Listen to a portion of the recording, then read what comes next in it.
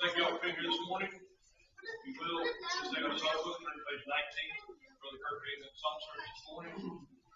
Open prayer, Brother Ron Hartman. Closing prayer, Brother Ron Doors. And Brother Chris Burkall has scripture reading from Colossians 1. Our prayer list, we need to keep Ellen Mitchell's reactions, Doc Colpage, Ronnie Martin's mom, Lulu, Willard Hoss, Bill Frey, Jim Hicks, Wayne Ellis, Amy McAllister, Tim Butler, Sue Butler's son, Franklin Bell, Lois Bell's father still in the hospital. They're visiting again this morning, and also Lois Butler, her surgery. And it is good to see Brother Jim Hicks,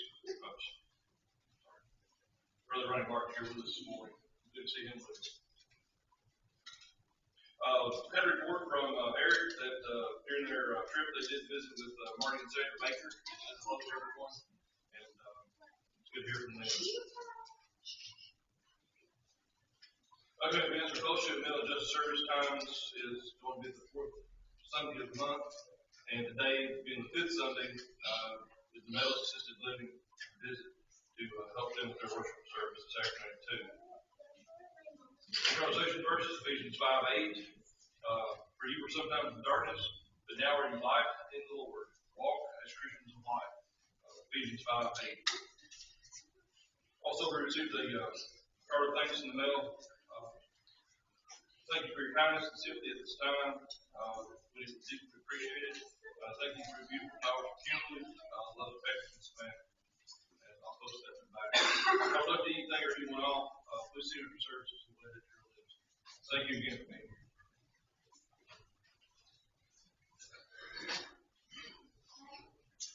Our first song will be number 19.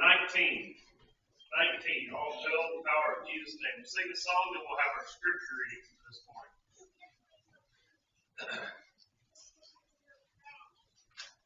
Number 19. All hail the power of Jesus' name, let angels prostrate fall. Bring forth the royal cry again, and crown him Lord of all. Bring forth the royal diadem, and crown him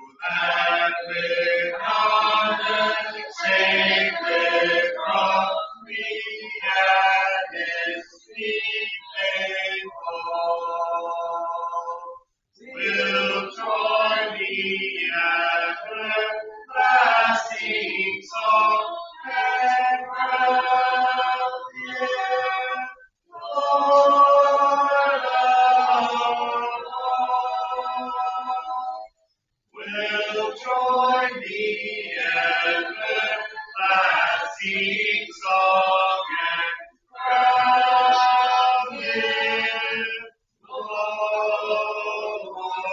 of all.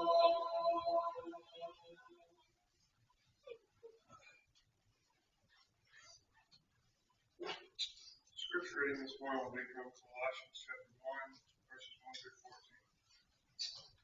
Paul, an apostle of Jesus Christ, by the will of God, and Timotheus, our brother, to the saints and faithful brethren to Christ, which are Colossae, grace be unto you, and peace from God our Father and the Lord Jesus Christ. We give thanks to God and the Father of our Lord Jesus Christ, praying always for you, since we heard of your faith in Christ Jesus and of the love which ye have to all the saints, for the hope which is laid up for you in heaven, whereof ye heard before in the word of the truth of the gospel, which is come unto you as it is in all the world, and bringeth forth fruit, as it doth also in you, since the day ye heard it, and knew the grace of God in truth.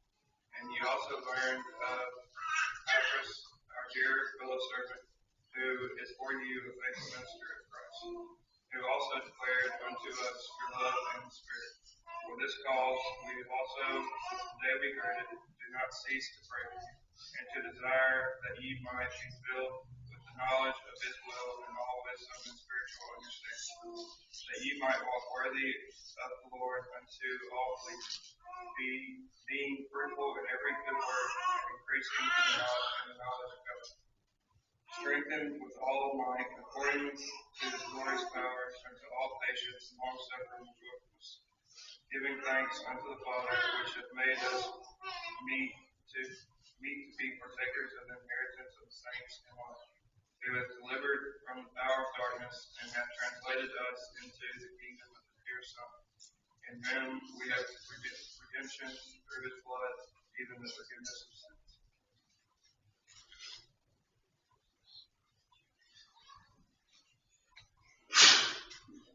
217 will be our next song. 217. We'll sing this song and we'll go to God in prayer. 217. He loves me.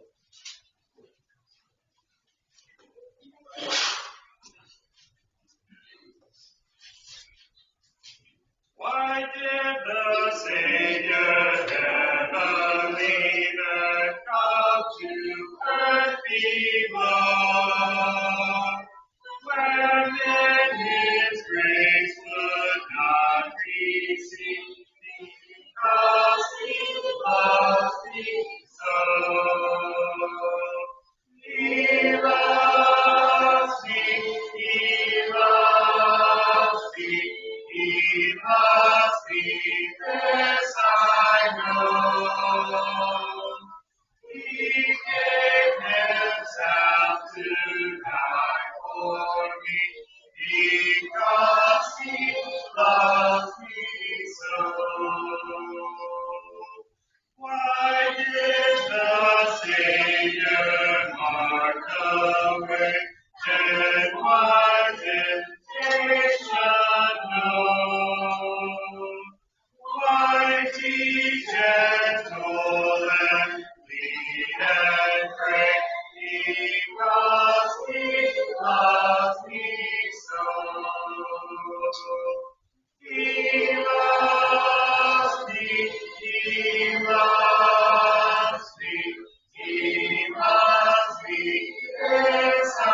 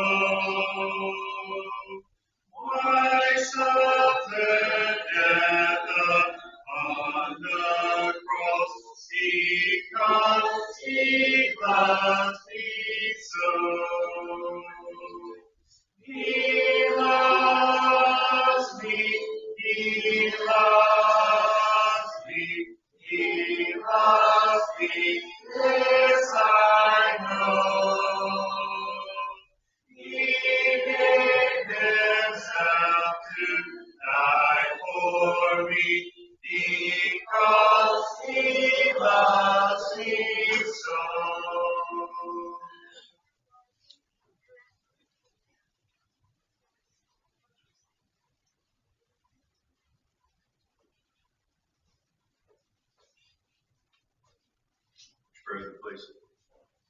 Dearest Heavenly Father, thank you for this day. Thank you for the opportunity we have to come together and worship you.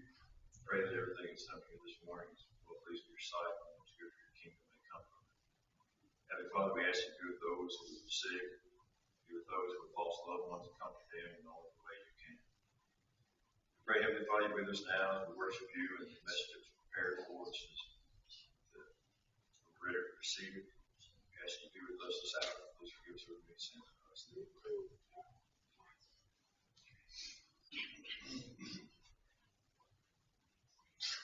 Our next song will be 252. 252. I am a poor wayfaring stranger.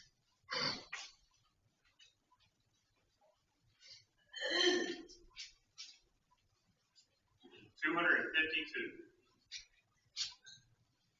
I am a poor wayfaring stranger, while traveling through this world of woe.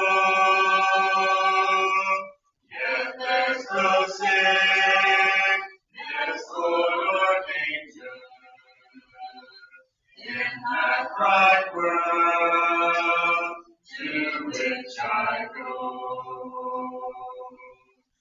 I'm going there to see my Father.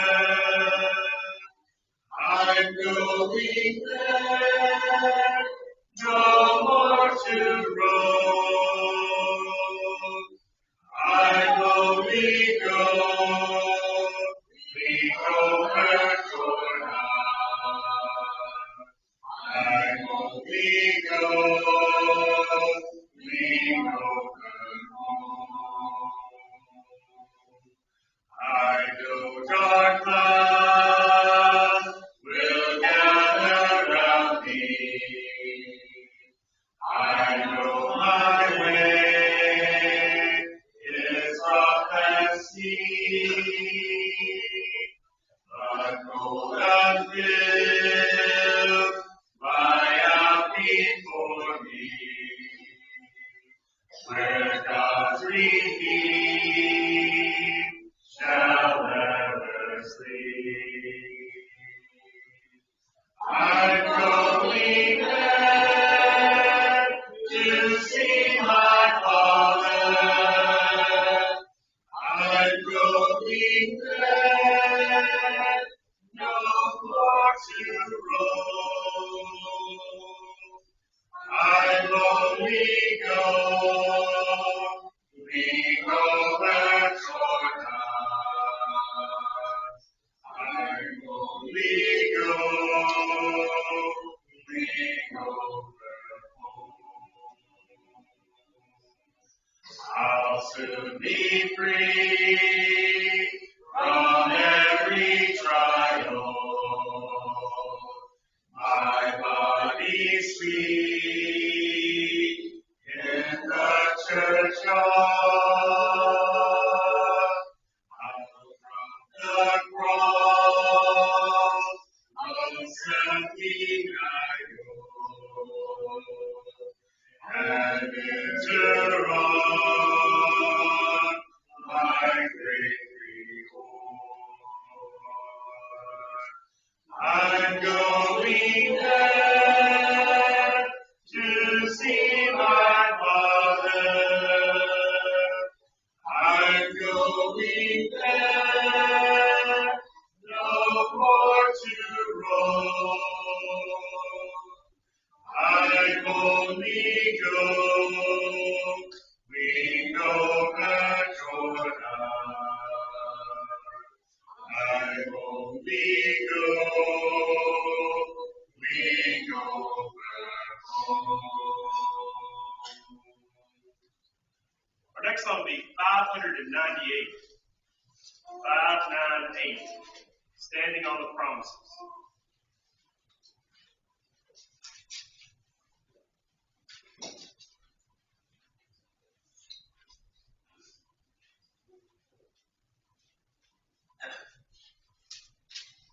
Standing on the promises of Christ my King, through eternal ages let his praises in the highest I will shout and sing, standing on the promises of God.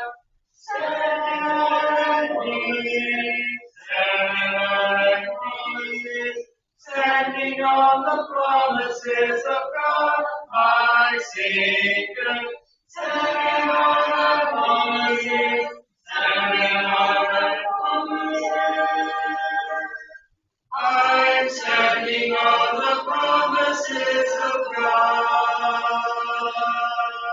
Standing on the promises that cannot fail. When the howling storms of doubt and fear assail, by the living word of God I shall prevail. Standing on the promises of God. Standing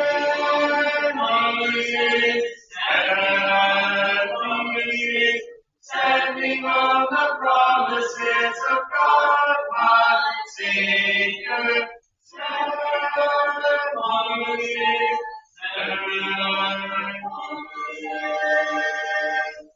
I'm standing on the promises of God. Standing on the promises I cannot fall. Listening every moment to the Spirit's call. Resting in my Savior as my hope in all. Standing on the promises of God. Standing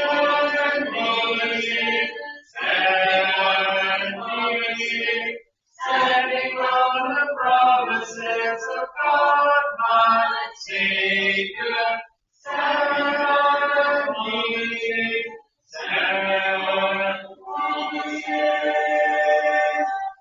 I'm standing on the promises of God. If you would, at this time, mark number 67. 67, bring Christ your broken life. That'll be the song of encouragement.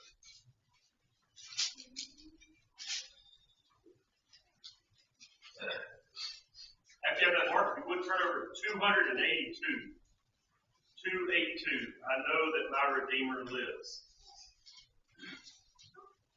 We'll sing a song for the rest of the hour. If you'd like to stand as we sing, you may.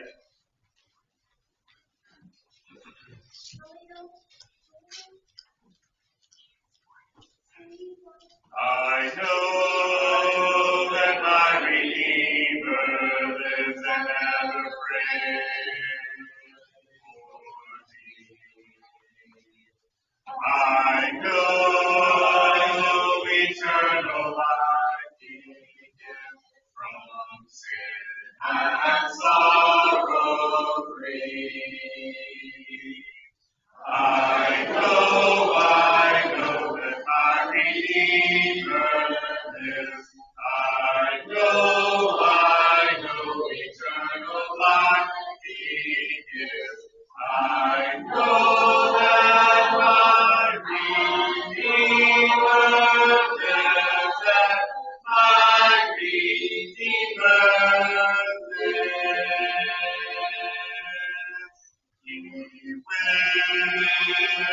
that I should only be word and all in thee.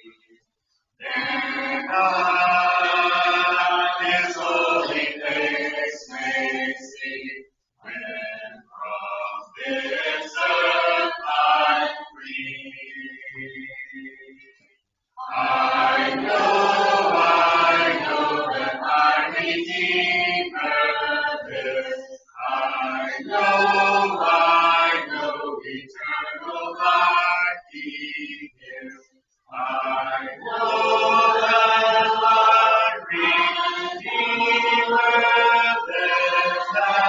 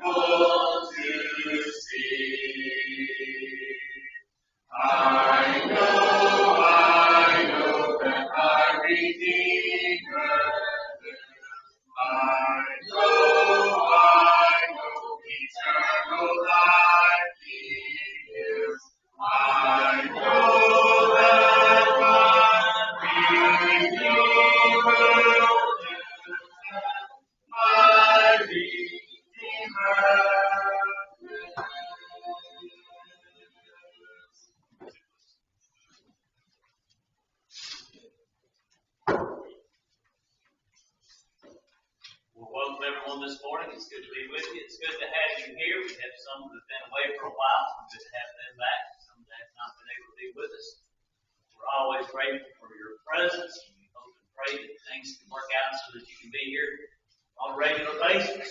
Those who are here on a regular basis, I thank you for your support of the congregation here and the preaching of the truth and the spreading the gospel to the best of our ability in this community and to the world over. And that's the mission of the church and the hope of all of us that will not be able to reach those who are outside the church, outside the kingdom, that we might have hope of eternal life together among ourselves and with others as well. We've been studying for the last couple of weeks the treasures found in the church based on the text of Matthew 13 and verse 40, where it says, again, the kingdom of heaven is like a treasure that is hid in a field, to which a man, when he had found, he hideth, and for joy goeth and sell all that he hath, and buyeth that field. We want to talk about the treasure. We talked about the treasure the last couple of weeks. The first aspect of the treasure of the church that we looked at was that of hope. The hope that is in the church. The only hope of the world is in the church. And then last week we looked about the peace that is in the church. Peace, the only true peace that the world has that is in the church, the treasure of the church. And then this week we want to think about light, the light that is in the church, the true light of the world. We looked at Colossians in our reading, Colossians 1, and verses 12 and 13 say this, giving thanks unto the Father, which hath made us meet to be partakers of the inheritance of the saints in light, who hath delivered us from the power of darkness, and hath translated us into the kingdom of His dear Son. The church is the kingdom of light. If you think about it, the scriptures talk about the kingdom of God as being called light, as well as the kingdom of Satan is called darkness. Of course, now, we talk about these two terms, we're talking about figurative terms. We talk about light in the sense of what we're looking at it. Is light is describing things like holiness and knowledge and happiness. Those things are what we're talking about when we talk about light being in the kingdom or in the church. So it's figurative in the phrase that we're looking at. And so we want to be able to see what is talking about in respect of us being able to understand what great treasure we truly have being in the church. People don't understand the value of the things that are in the church, the true treasure that's there, because of the physical things in life. If you talk to people today, and you look at the beautiful day that we got, most people say, what a beautiful day, the light is shining, I'm so happy, this is a great, great day. But realistically, if somebody's on the outside of the kingdom, they're in darkness. What the physical day looks like, does not describe their spiritual condition and what really is all about their life. And so, to a great degree, what is going on in our physical life clouds what is going on in our spiritual life. And because of that, people don't see the treasure in the church for what it is, because they hinge all their being, their happiness, and the things of their life on the things that are physical in nature as opposed to what the true treasure of life is. We don't want to be that way.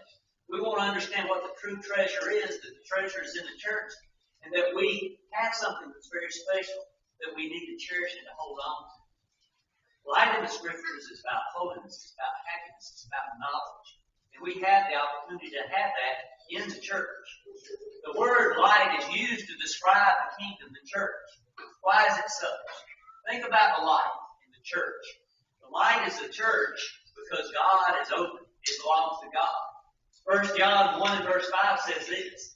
This, then, is the message which we have heard of Him, and declare to you that God is light, and in Him is no darkness at all.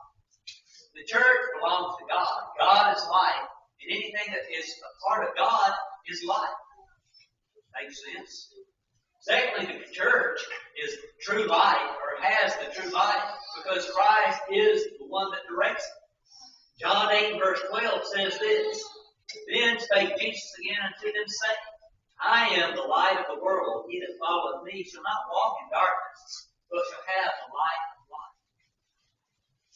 The church is described as light and has light.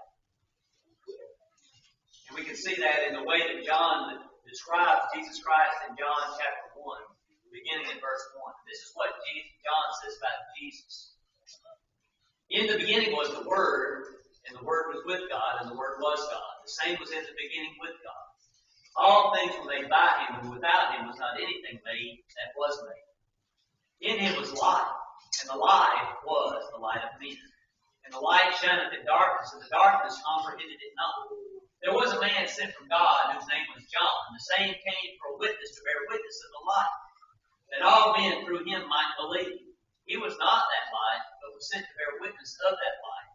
And that was the true light, which lighteth every man that cometh into the world.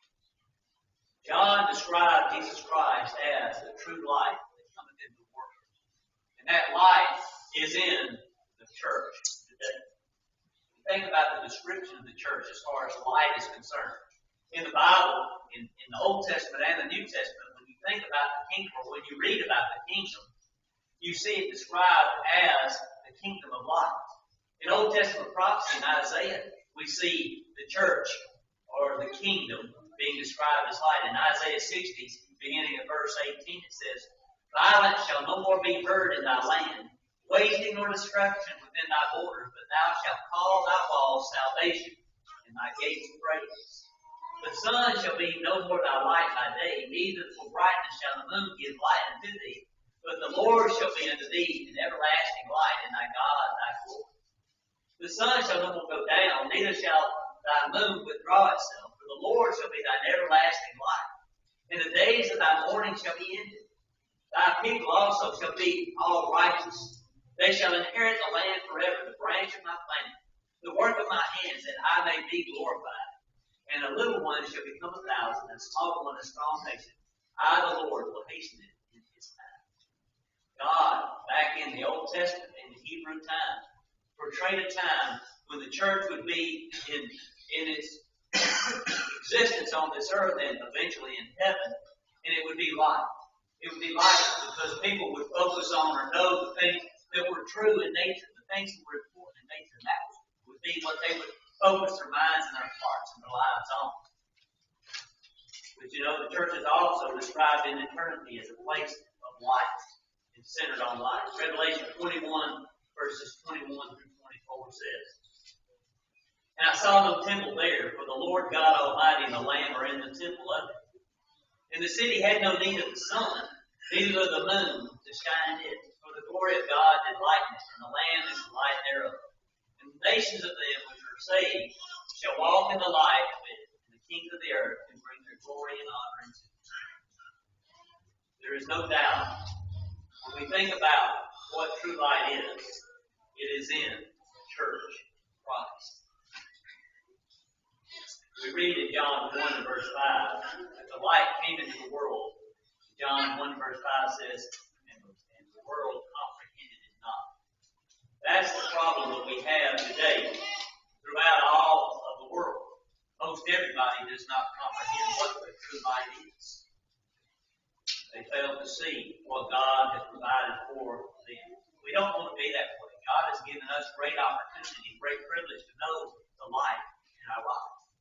We can't let the light be dimmed by the things of this world. How precious is this light that we have? We sometimes fail to recognize the precious nature of what we truly have in the church, in the kingdom of Christ. It has the power first to reveal things. Ephesians 5 and verse 13 talks about the ability of light to reveal the truth, or to reveal things in life. Ephesians 5 and 13 says, But all things that are reproved are made manifest by the light. For whatsoever doth make manifest is light. The light has the ability to make us aware of ourselves, to make us aware of our surroundings, to make us aware of those things that are most important. 1 Corinthians 4 verse 5 says, Therefore judge nothing before the time, until the Lord come, who will both bring to light the hidden things of darkness, and will make manifest the counsels of the hearts. And then shall every man have praise of God. We can have the ability to know our position in life because of the light of Jesus Christ. And eventually God will send Christ back, and And He will enlighten everyone as to what their situation is in life. It will reveal us to whether we are lost or saved, basically. In the state of Tennessee, well, actually in the United States of America, they have what is called the Sunshine Law. Sunshine Law, the right or the ability for the American citizens to know what the government is doing. The Freedom of Information Act is what it's based on. In other words, the government, everything that they do, that they claim, that they devise, that they talk about in Washington, you and I have the right to know it. The Sunshine Law tells us that they have to display to us what they're doing. They can't go into some corner and devise some situation they're not supposed to be able to devise some situation that will harm you and I, that will cause problems for you or I, that will affect our freedom, our abilities to have what we want in this world. Sunshine Law, the light shines on them, showing what they do. That's what the truth of God's Word does. It's like a sunshine law. It gives us the ability to know the truth. That's in the church. The world doesn't comprehend that. The truth teaches us how we are supposed to live, how we can live to live a life that is pleasing to God and is a good life for us, so that we're happy and comfortable and enjoy our life because we're right with God. The truth reveals it. That's the light. That's what we're talking about when we talk about the light in the kingdom. 1 Timothy 3 verse 15 says this: "But if I tarry long, that thou mayest know how thou oughtest to behave thyself in the house of God, which is the church of the living God, the pillar and the ground of truth." The church has the light. It's the pillar and the ground of truth. It has what is needed in this world for every man and woman alive, and young person, to know how they're supposed to live their lives. The truth reveals to us how we're supposed to live, what we're supposed to do according to how God has made us and how God would have us to be and how we must be in order to inherit eternal life. But not only does the light reveal what is reality, it also restores those things which are missing or not right in our lives. I read an article this past week, and it just happened to come up. I wasn't searching for it, and I'd already determined that this was what I was going to talk about. But it was an article about artificial light and natural light. The article was about some research that was done. It was done back in 2017. The article came out, and it says there were volunteers that spent a week outdoors without any electronic devices or artificial lights. They put down their phones, all their electronic devices, and went out into into nature, so to speak. It says that after a week's time, that they began to be able to go to bed and rest earlier, and get up earlier. And when they woke up, they were more alert and active and felt much better in their lives. Well, and I'm not speaking against electronics too much, but you might take that into heart. But the article goes on to say, it says that it didn't take a week, that you could do this in a 2-day time. They said a weekend. I wouldn't expect us to be going out camping on the weekend forsaking the assembly of the Lord. But it says that this could even happen within a 2-day period of time. If you took 2 days and put down your artificial lights, got out of the artificial lights, got out into the nature, and enjoyed the light, natural sunlight, that it could have the same effect on you, physically speaking. It was the importance of the natural light that affected these people. They felt better, more awake, more alert. Natural light. Research has been done on the effects of natural light before this. We understand that natural light is what is used to make vitamin D in our bodies. Vitamin D helps our skin, and it also helps us in many other ways. Vitamin D has the ability of preventing several diseases, including multiple sclerosis, and it also affects us mentally in the fact that it helps prevent things like depression. And there was even a study done in Sweden, the article said, that people who spent more time outdoors in the natural light were more likely to live longer. We know also that spending time in the sunshine boosts our endorphins, making us feel happy and more calm. And that's the important thing about sun or sunlight. It increases our ability to feel good. It eliminates anxiety, depression, and overall stress levels in our body.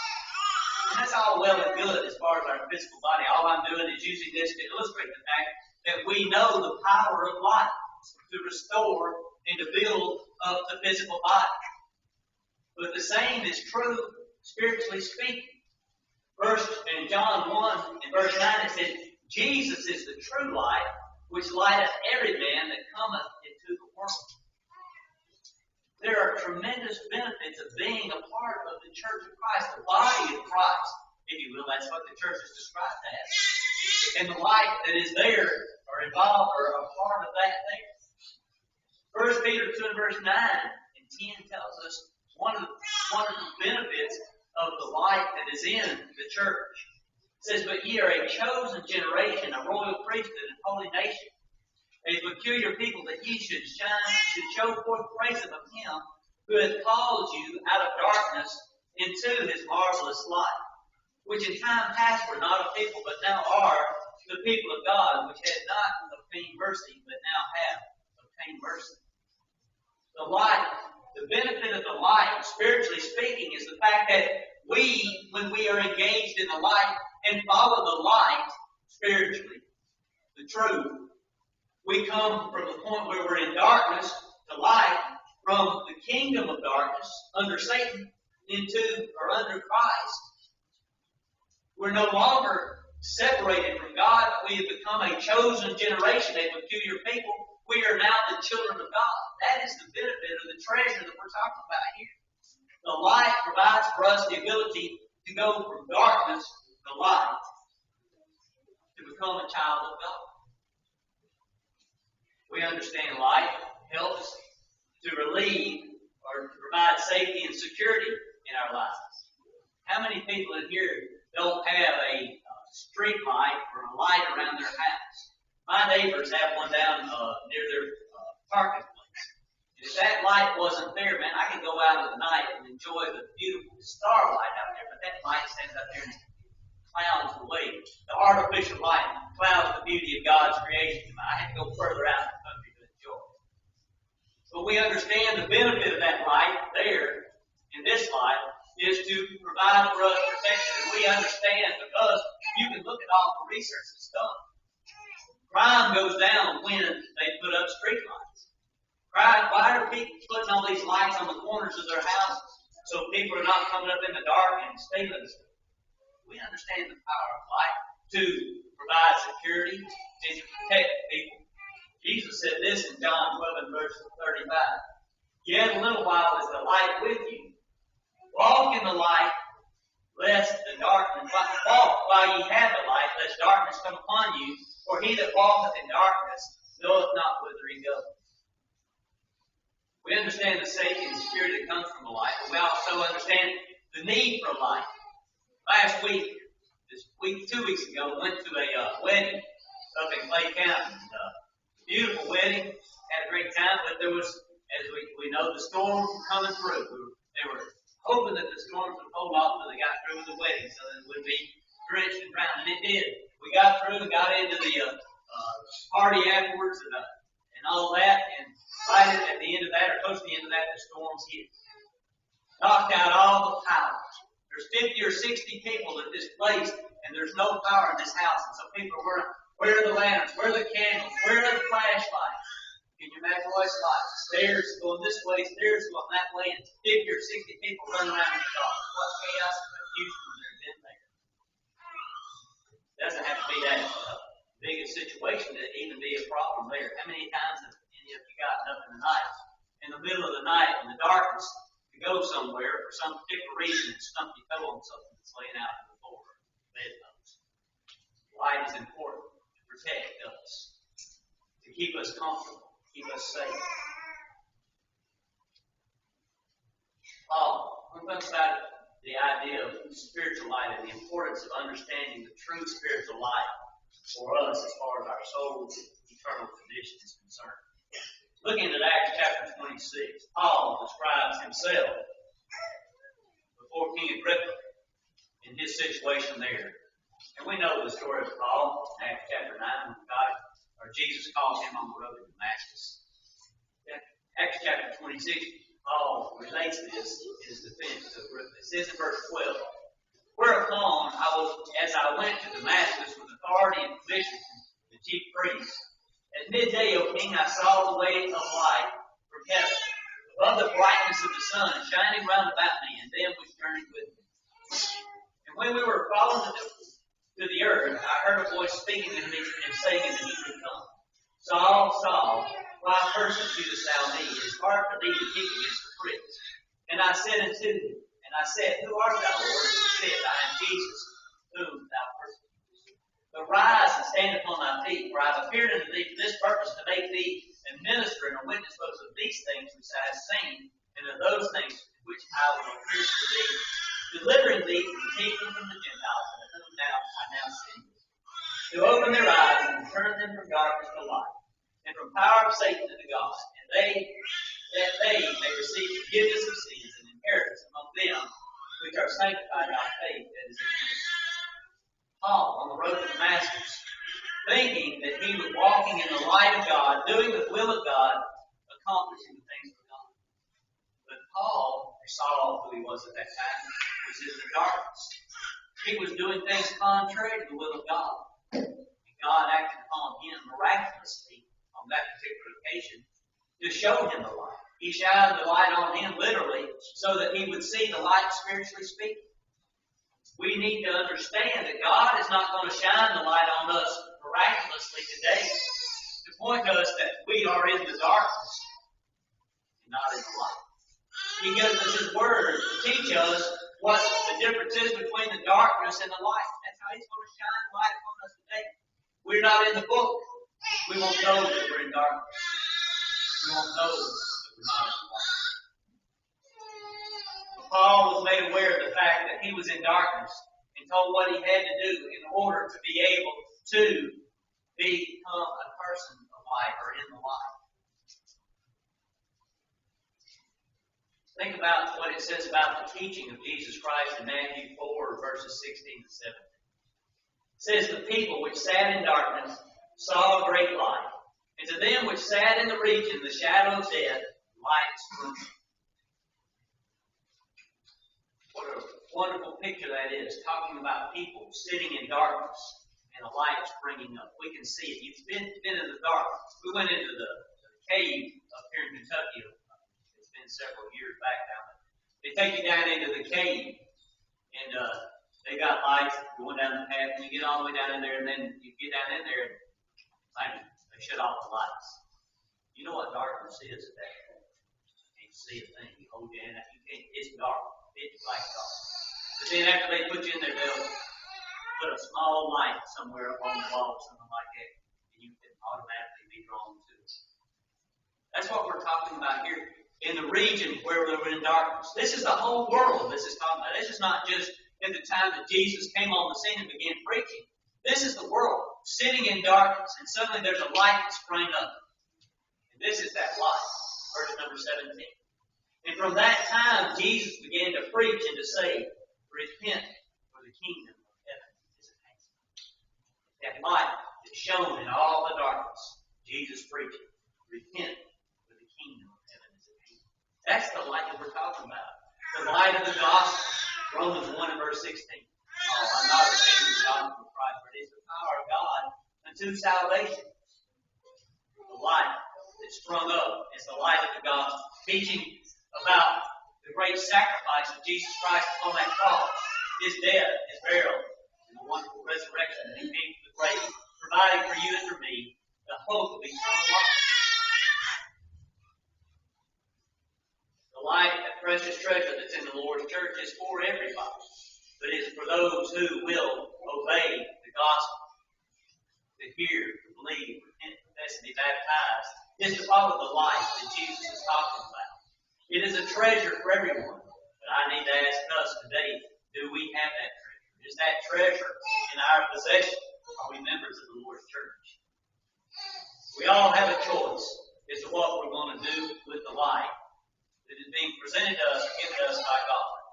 This is what John said in John chapter 3, verses 19 through 21 about people's response to the light. Do you want it or do you not want the light? John 3:19.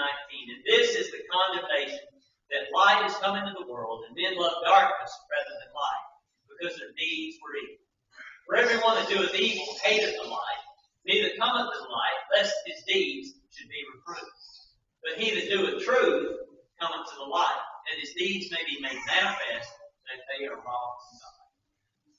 We have a choice. We can accept and embrace the light, or we can reject it, push it away. The Bible is very clear. There's a condemnation with the rejection of the light. For those that love the truth, come to the light, that they may be, their deeds may be made manifest, that they are wrought in God. So the choice is ours. What are we going to do with the light that God has presented? It's in the kingdom. The only place that it can be found is the true light. It's in the kingdom. It's not artificial. To reach the light, we must follow Jesus into the watery grave of baptism. Romans 6 and verses 3 through 6 say, Know ye not that so many of us as were baptized into Jesus Christ were baptized into his death? Therefore we are buried with him by baptism into death, that like as Christ was raised up from the dead by the glory of the Father, even so we also should walk in newness of life. For if we've been planted together in the likeness of his death, we shall also be in the likeness of his resurrection. That's what puts us in the church. We were baptized. Acts 2 and verse 47. Those who were baptized on the day of Pentecost, it says that the Lord added to them. But as Christians, if we're in the light, if we obey Jesus Christ, we must continue walking in the light. Ephesians 5, verses 6 through 8 says, Let no man deceive you with vain words, because of these things cometh the wrath of God upon the children of disobedience. Be not ye therefore partakers with them. For ye were sometimes darkness, but now ye are light. Walk as children of light. We have to continue to walk in the light, as he is in the light. Then the blood of Jesus Christ will cleanse us of all sins. 1 John 1. When we sin as Christians, we can restore our access to the light by repentance, confession, and prayer. So this morning, as we look at the beautiful blessing that's in the church, the light that's there, the light that provides the guidance for us to make it to heaven, do we treasure it? Do we cherish it? Are we doing the best that we can to walk in it and present it to others as we go along life's pathway? If you're not a Christian, you're walking in darkness. If you're an unfaithful Christian, you're walking in darkness. But you can have the light and have eternity if you will but follow Jesus and do what he says. You need to be obedient to him this day. Won't you do it now? While together we stand. Bring Christ your broken heart, so Lord thy sin. He will create anew, make whole again. Your empty, wasted years, he will restore. And your iniquities remember no more. Bring him your every care,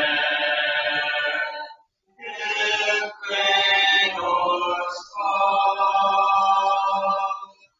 whatever troubles you. Oh, bring it all. Bring him the parting tears, a nameless strength.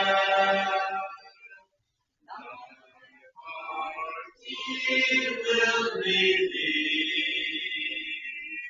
and lift up thy head. Bring him your weariness, receive his wrath. We have your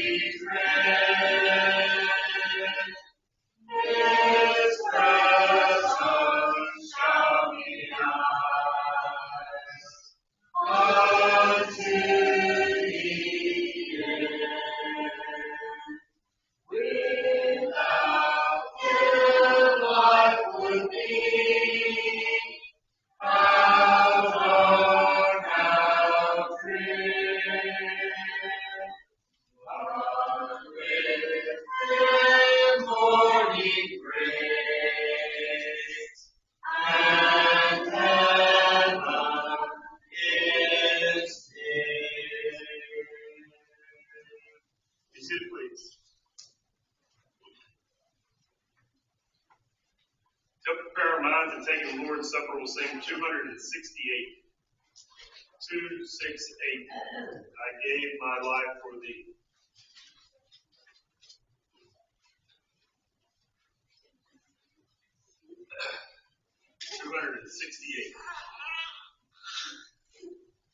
I gave my life for thee, my precious blood I shed. And thou mightst ransom me, and quicken from the dead. I gave my life for thee. What hast thou given for me? I gave my life for thee. What hast thou given for me? My Father's house supplied, my glory circle through. I left for earthly not, I for wandering sad and lone. I left it all for thee, as thou hast gone for me. I left it all for thee, as thou hast gone for me. I suffered much for thee, more than thy tongue can tell. Of interest agony, to rescue me from hell. I poured it all for thee. What hast thou poured for me? I poured it all for thee. What hast thou poured for me?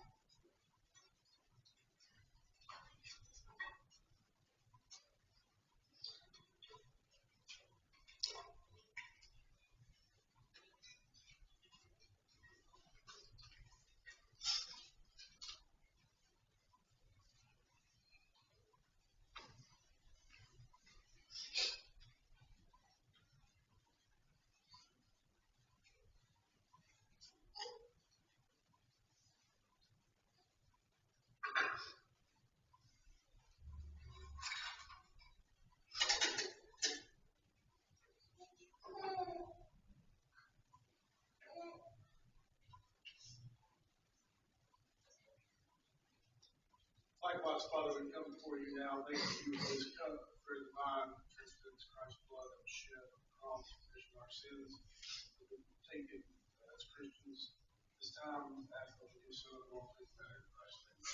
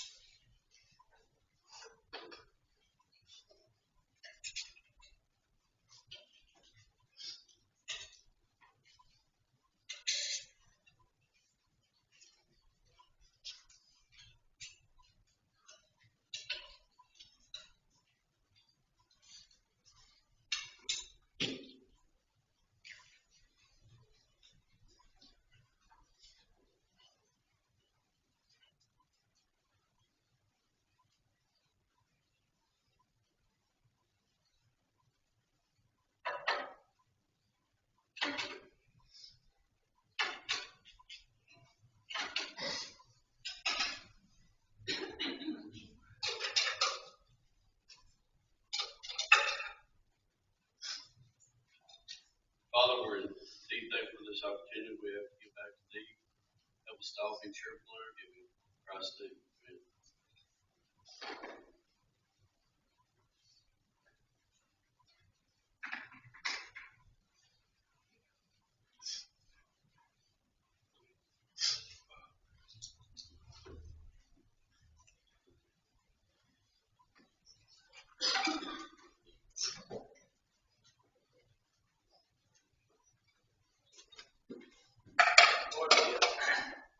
Final psalm prayer. I just want to mention this afternoon we've been talking about light. This morning, the congregation has an opportunity to shine the light. People at those 2 o'clock. God's wonderful blessed us with light. We have an opportunity to shine the light this afternoon. I hope you can take advantage of this opportunity. Know what's over there.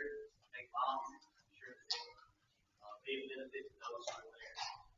Remind you of that. 572 will be our final song this morning. 572, Send the Light. We'll sing this song and we'll have our closing prayer.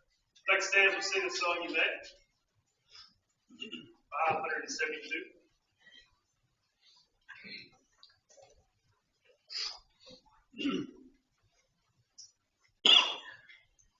First and last verse.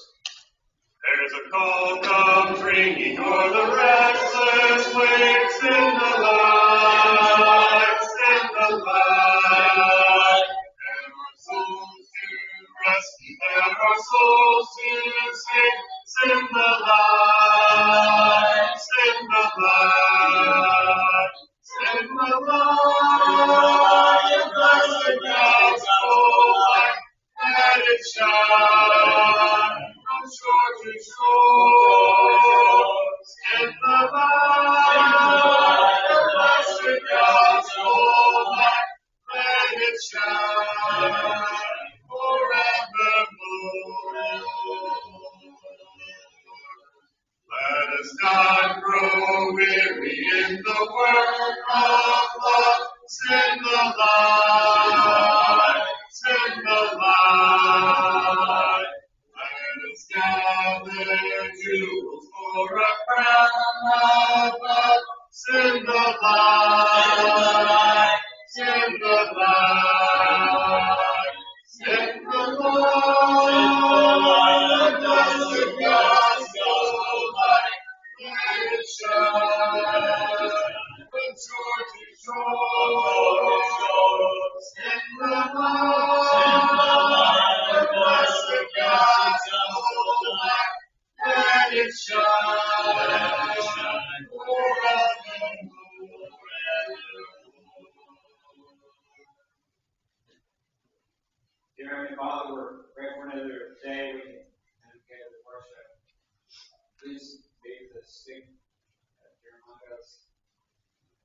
especially the ones that surround us and everything get well. Be with the ones that just lost loved ones, comfort them. Be with our government leaders and them to lead us in the right way. Help us live our life every day as we should. Please forgive us of our sins. In Christ's name, amen. Cash.